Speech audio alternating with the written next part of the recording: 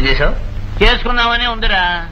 ఈ వయసులో పిల్లని ఎవరిస్తారా అని ఆలోచిస్తున్నాను. చిచి, నీ పెళ్లి గురించి కాదు, నా పెళ్లి గురించి. నీకు మాత్రం ఎవరిస్తారా? అదేమిటి ఫాదర్, సీత ఫాదర్ నుంచి రాగానే సీతకు నాకు పెళ్లి చేస్తాను అన్నాను. ఇప్పుడు ఆ మాట కదపడానికే భయంగా ఉంది నాకు. భయం ఎందుకు? నీ చేతిలో పెళ్లి కొడుకున్నాడు, ధైర్యంగాడు. వస్తుందా?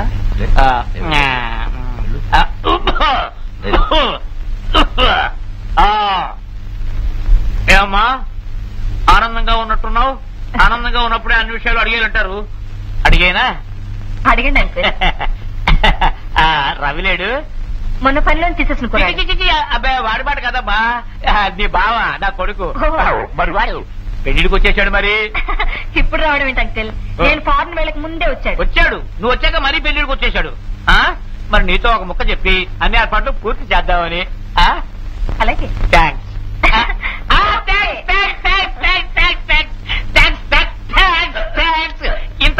ఇంత త్వరగా ఒప్పేసుకుంటుందని అనుకోలేదురా. అమ్మా,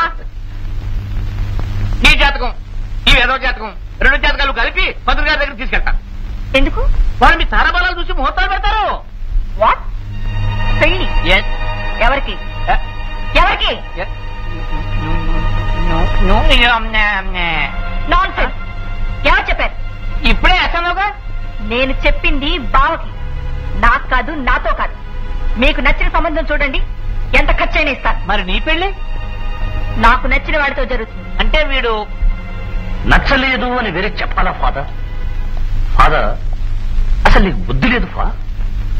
నేనేమన్నాను? సీతను పెళ్లి చేసుకోవడానికి తగను అన్నా. అంటే నువ్వేమన్నావు? తగుతావు అన్నావు. అంటే నేనేమన్నాను?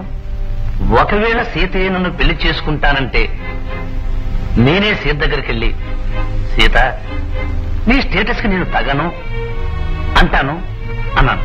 అంటే నువ్వేమన్నావు? తగుతావు అన్నావు. సీత, ఒకవేళ ఆయనకి చేయాలని ఉందేమో గాని నాకు మాత్రం లేదు. I'm sorry. ఆయన నీ మనసు తెలుసుకోకుండా నిన్ను బాధ పెట్టారు, క్షమ పెట్టారు. I'm so sorry. ఆయన తరఫున నేను క్షమాపణ ఊరుకుంటున్నాను. ఓకే బావా, దట్స్ ఆల్ రైట్. వెళ్ళి పని చూసుకో. ఏరా, ఆ పిల్లలతో నన్ను ఎదవం చేద్దామనా? కాదు ఫాదర్, ఆ పిల్ల ముందు నేను వెదవని కావడం ఇష్టం లేక. నన్ను ఎదవం చేస్తావా? వెళ్ళి పని చూసుకో. Sita, Sita, I'm sorry madam. మన యూనియన్ లీడర్ యాక్షన్ కి మనం ఒక చిన్న రియాక్షన్ ఇచ్చాం కదా, ఆ రియాక్షన్ కి వాడు మళ్ళీ చిన్న యాక్షన్ ఇచ్చాడు. ఏమిటి? స్ట్రైక్. స్ట్రైకా? For what? వాట్ ఏమిటి? ఏమిటో తెలియకుండా చేసేది స్ట్రైక్. దానికి కూడా ఒక కారణం ఉండాలిగా. ఏముంది మేడం, వాళ్ళ గురించి మీకు ముందే చెప్పాను కదా. ఆ వర్కర్ కి చేయి విరిగింది, అందుకని కారులో వెళ్ళాం, అందుకని పల్లెంచి తీసేశారు అని స్ట్రైక్. అందుకు నేనేం చేశానో తెలుసా? డాక్టర్ దగ్గర నుంచి సర్టిఫికెట్ తెచ్చాను. ఏమని? ఆ హాస్పిటల్లో చేర్చబడ్డవాడు తాగి పనిచేస్తూ ఫ్యాక్టరీలో పడిపోయాడని. తాగి రావడం నేరం కదా, అందుకని మనకి ఏ కేసు ఉండదు. నో, అంత అన్యాయంగా వెళ్లాల్సిన అవసరం లేదు. ఆ వర్కర్ ఏ హాస్పిటల్లో ఉన్నాడో కనుక్కో, అతనికి నష్టపరిహారం ఎంత కావాలో అంత ఇచ్చేద్దాం. నిన్ను చూడడానికి ఇంతవరకు ఆ ప్రొపరేటర్ గారు గాని ఆ మేనేజర్ గారు గాని వచ్చారు. ఎందుకు వస్తారు? అది రారంతే. ఆవిడ గారి సంగతి పనులను తీసేసిన తెలిసిపోయిందిరా. అది మీ లీడర్ గారు వస్తున్నారు. ఎలా ఉంది అప్పారా? ఎలా ఉంటేనేంటి బాబు, ప్రాణం మటుకు పోలేదంతే. ఇంతవరకు జరిగిన దాని గురించి మేనేజ్మెంట్ పట్టించుకోలేదు, అందువల్ల మనం కోర్టుకు వెళ్దాం. ఎందుకు అనవసరంగా మాట్లాడతారు కోర్టులని గీట్లని? చూద్దాం, ఒకసారి మాట్లాడదాం, మనకు న్యాయం చేయమని అడుగుదాం. అప్పుడు మొండి చేసి చూపించారు అనుకోండి, అప్పుడు కోర్టుకు వెళ్దాం. అసలు లీడర్ గా పనికిరావురా. లీడర్ అనే వాడికి దయాదక్షిణాలు ఉండకూడదురా. మీ ప్రొపరేటర్ గారు వచ్చారు.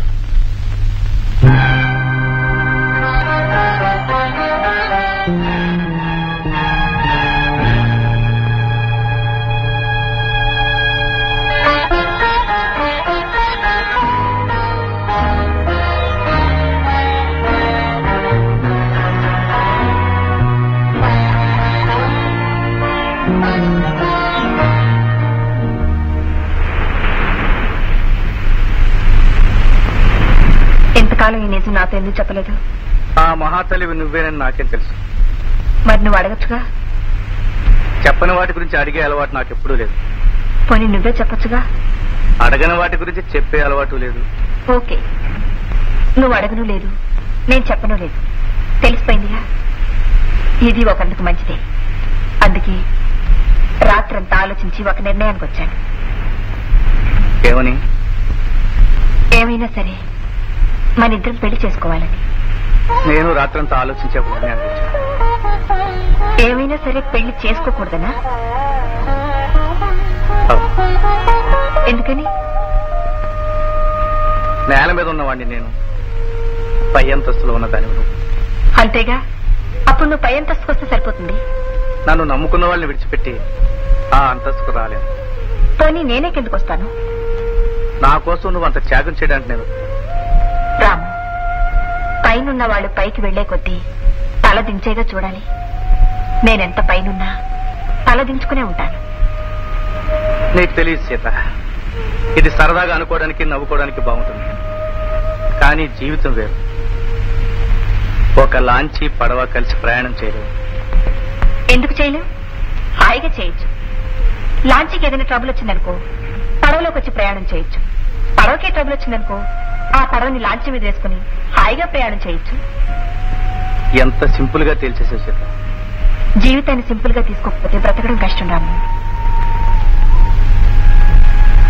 ఏదేమైనా సరే మనం పెళ్లి చేసుకోవడం ఖాయం. లేదు సీత, మన పెళ్లి జరగదు. నిజంగానే అంటున్నావా? అవును సీత. అయితే నువ్వు నన్ను ప్రేమించడం లేదా? సీతగా అప్పుడు ఇప్పుడు ఎప్పుడు నేను ప్రేమిస్తాను, కానీ నువ్వు ఫలానా తెలిసిన తర్వాత పెళ్లి చేసుకోలేను. నేను ప్రొపరేటర్ని కావడమేగా నేరం. అవును. ఫ్యాక్టరీ అంతా నీ చేతుల్లో పెట్టి నీకు నేను భారీగా మిగిలిపోతాను. ఆ బాధ్యత నేను తీసుకోలేను. పోనీ నేనే ఫ్యాక్టరీ వదిలేసి వస్తాను. దానికి నువ్వు సిద్ధపడ్డా నేను ఒప్పుకోను. అయితే నన్నేం చేయమంటావో చెప్పు రాము. సీత, వృత్తిరీత్యా మన ఇద్దరం ఉత్తర దక్షిణ ధృవాలు. లేచిన దగ్గర నుంచి పద్ధతుల్లోనూ సిద్ధాంతాల్లోనూ ఇద్దరికి చిక్కదు. పెళ్లి చేసుకుంటే నా కోసం నువ్వు, నీ కోసం నేను ప్రతిరోజు రాజుపడుతూ ఉండాలి. పైగా నా కాబోయే భార్య నా సంపాదనలోనే తినాలి, నాకున్న సదుపాయాలతోనే సర్దుకుపోవాలి. నేను ప్రొపరేటర్ గా నా స్థానాన్ని విడిచిపెట్టకూడదు. నీ పద్ధతుల్లో నీ సంపాదనతో భార్యగా ఉండాలి, అంతేగా? ఓకే, నేను ఫ్యాక్టరీలో ఉన్నంత వరకు ఓనర్ని. ఆ గేటు దాటగానే నీ భార్యని.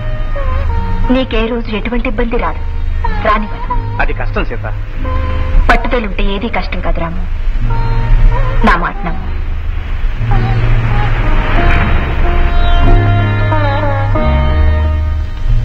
దీని గురించి నువ్వేమైనా ఆలోచించు బాబు.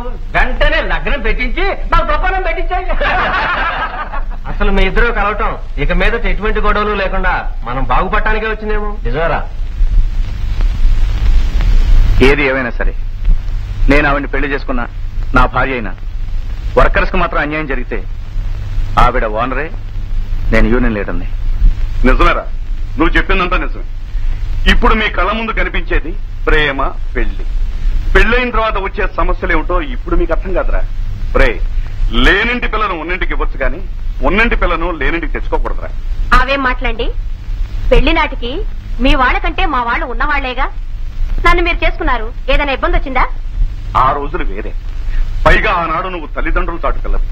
ఈనాడు ఈ అమ్మాయి తనంతట తనగా ఫ్యాక్టరీ నడుపుతోంది, తనంతట తనగా అజమాయిషీ చేస్తుంది. అలాంటి పిల్ల పెళ్లి చేసుకుని సడన్ గా మన ఇంటికి వచ్చి మనతో కలిసి కాపురం చేయాలంటే ఏమో నా అనుమానం నాకుంది. ఊరుకుందరు, మీకెప్పుడూ అనుమానాలే. అసలు అనుమానాలు ముందు పుట్టి తర్వాత మీ పోలీసు వాళ్ళు పుట్టారు. మీరు అనుకున్నవి ఏవీ జరగవు. ఆ అబ్బాయి చెప్పినట్టు పెళ్లికి కావాల్సిన ఏర్పాట్లు చేయండి. అతన్ని ఎలా పెళ్లి చేసుకుంటావమ్మా? ఎలాగే ఉంటాను సార్, అందరిలాగే పురోహితుడిని పిలిపిస్తాను, తాళి కట్టించుకుంటాను. ఆడి కాదు నేను చెప్పేది. అతను ఉంటున్నది ఎక్కడ, నువ్వు ఉంటున్నది ఎక్కడ? ఇద్దరు ఫ్యాక్టరీలోనే. ఫ్యాక్టరీలోనే, కానీ నువ్వు ఉన్నది ఏసీలో, అతను ఉన్నది కార్ఖానాలో. కార్ఖానాకి ఏసీకి తేడా లేదంటావా? కార్ఖానాకు కూడా ఏసీ పెట్టిస్తే సమానం అయిపోతుంది అంకుల్. అది కదమ్మా నేను చెప్పేది. అంకుల్, పెళ్లి నా స్వవిషయం. నీ స్వవిషయమే, కానీ నేను చెప్పేది. ఏమిటి నువ్వు నీ చారస్తువును? దేవుడు చేతే కానీ పాతకాల మనిషా? నా భార్యని మనిషి. ఫాదర్, సీత గురెప్పుడు రాముడి మీదే. స్వయంవరానికి రాజాదిరాజులు ఎందరో వచ్చారు, కానీ సీత మొదటి చూపు రాముడి మీదే. సీత వలచింది రాముణ్ణి, సీత దండ వేసింది రాముడికి. ఈ సీతా కళ్యాణం ఆమె అనుకున్నట్లుగానే కానివ్వండి ఫాదర్.